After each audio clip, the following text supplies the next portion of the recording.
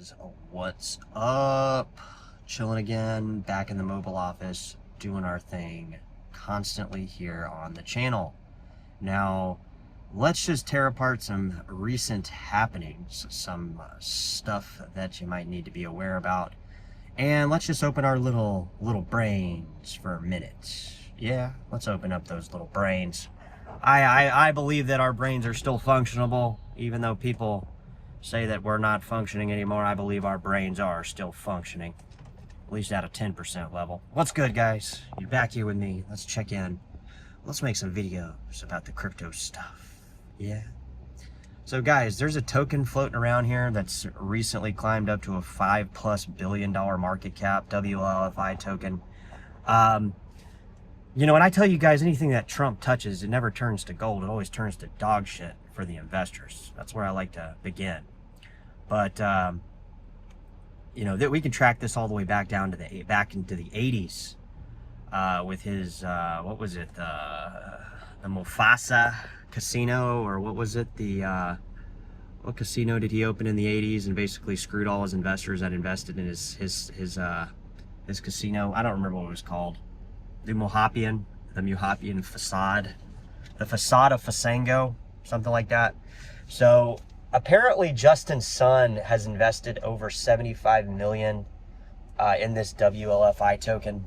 And from what I can gather, and from my little peanut brain here on the channel, is that we got to look at the correlation between his USD1 token being deployed on Tron and why is it that they're locking his tokens. Because a lot of these tokens, guys, you got to understand, the moment they're created is the moment the token contracts interacts with liquidity on an exchange based on something irrelevant to the idea of investing in the token itself. And to give you an example, it makes me wonder if Donald Trump, and again, Donald Trump, guys, I believe is somewhat the puppet in most of these things, willing to be the puppet, and actually on some level enjoying being the puppet, like we do here on the channel time to time.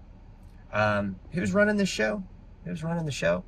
So there apparently, guys, is some type of correlation I think that we need to look at between USD1 token, Tron, being deployed on Tron blockchain, and the fact that this so-called DeFi, TradFi craze that's happening for people that don't know what the fuck crypto is, might be interacting with the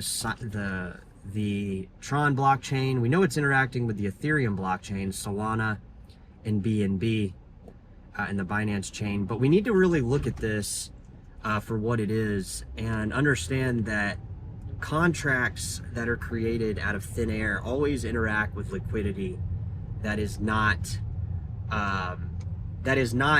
actually what people are buying for the original token itself. And expanding on more of this and why we should be weary about things like this is because, for one, it's up 20%, I think, today. Right? It's down for the week. It's one of these things that it just came on the news all of a sudden, and it's like begging us to jump in.